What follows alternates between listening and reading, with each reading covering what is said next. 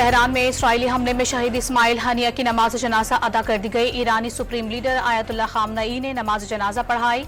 हजारों अफराद ने नमाज जनाजा में शिरकत की। इस्माइल हनिया की शहादत का बदला लेने के लिए ईरान के सुप्रीम लीडर आयतुल्लाह खामनई ने इसराइल पर बराह रास्त हमले का हुक्म दे दिया।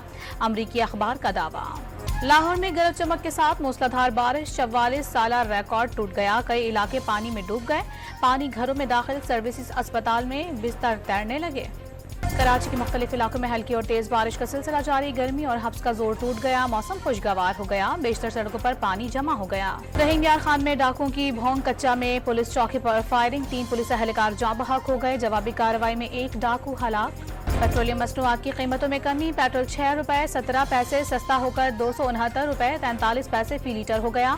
हाई स्पीड डीजल की निर्ख 10 रुपए 86 पैसे और लाइट स्पीड डीजल की कीमत 5 रुपए 72 पैसे कम कर दी गई।